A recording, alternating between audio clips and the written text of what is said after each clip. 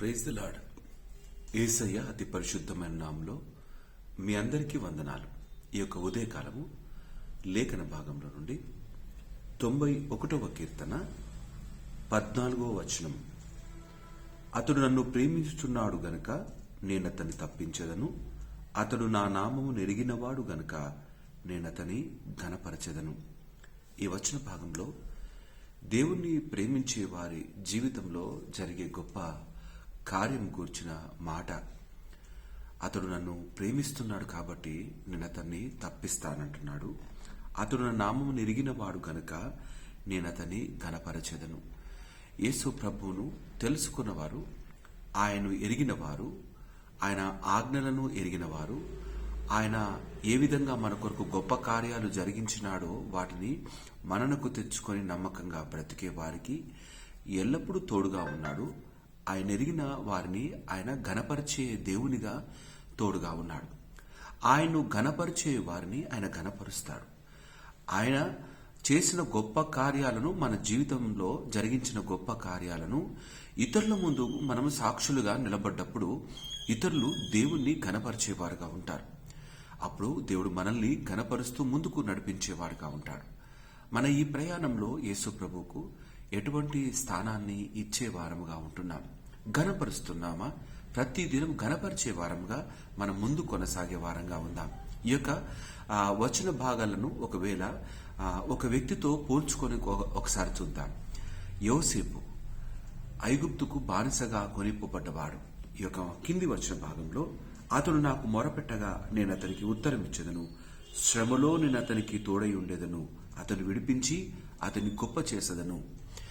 దేవుని నామాన్ని ఎరిగినవాడు దేశం దాటి అన్య దేశానికి బానిసగా వెళ్ళాడు. కానీ వెళ్ళినవాడు అక్కడ దేవుని నామాన్ని విడిచిపెట్టలేదు, నమ్మకంగా ఉన్నాడు, దేవునికి ప్రార్థిస్తూ ఉన్నాడు, దేవుని సన్నిధానం నమ్మకస్తునిగా బ్రతికినాడు.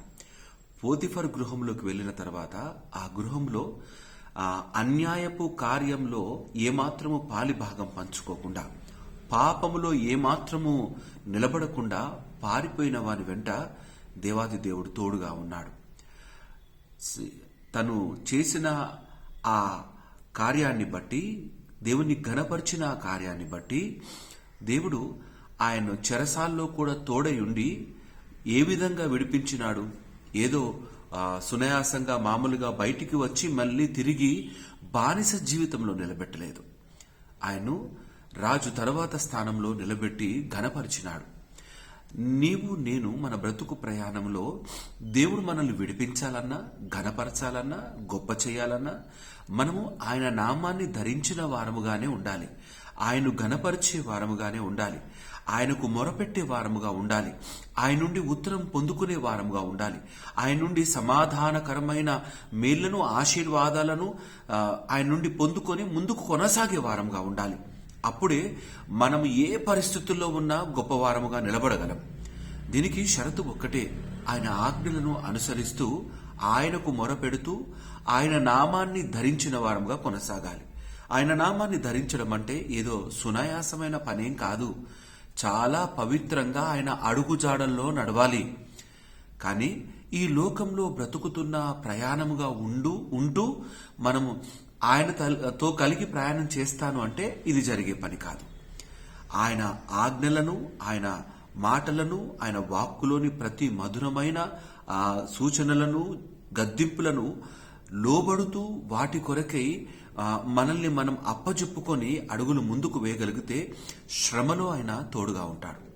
నీ జీవితంలో ఎటువంటి శ్రమ ఉన్నదో, ఒకవేళ కుటుంబంలో నీకు శ్రమ ఉన్నదేమో, లేదా నీ జీవిత ప్రయాణంలో నీకు ఆరోగ్యంలో శ్రమ ఉన్నదేమో, నీ పని దగ్గర నీకు శ్రమగా ఉన్నదేమో, నిన్ను వేధిస్తున్న అనేకమైన శోధనలు, శ్రమలుగా నీ చుట్టూ ఉన్నవేమో, ఆయనకు మొరపెడితే విడిపిస్తాడు.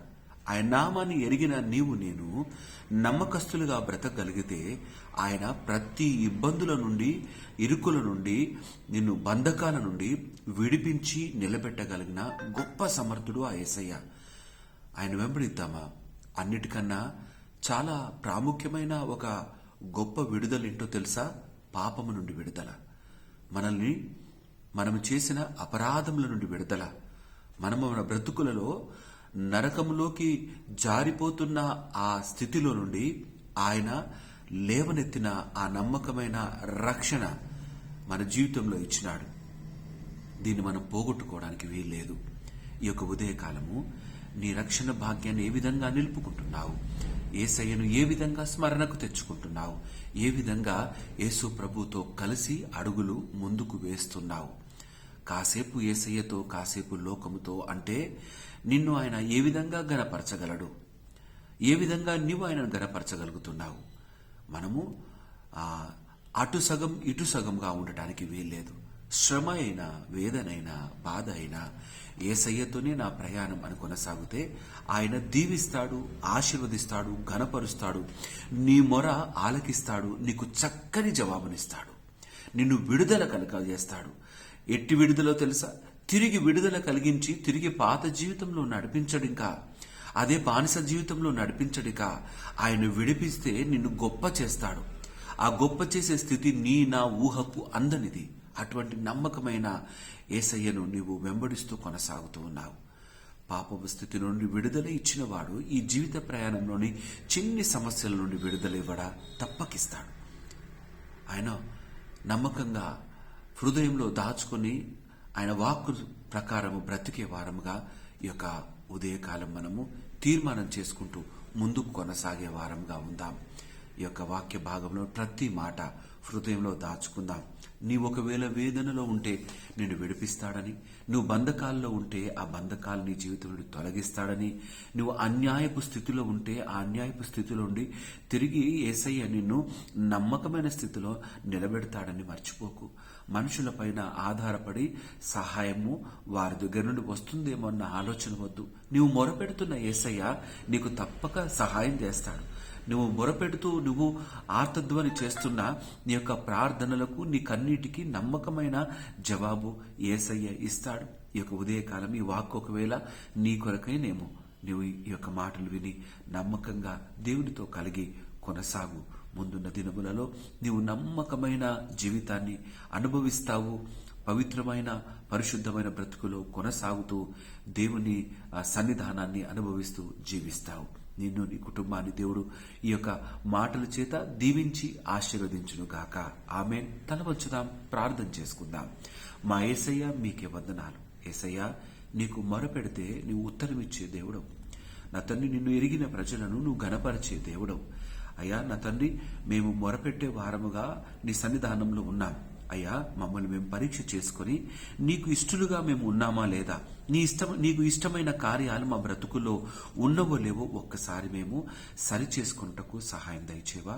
యేసయ్య నా తండ్రి, మాలో లోటుపాటును మేము గ్రహించుటకు మాకు సహాయం దయచేవా.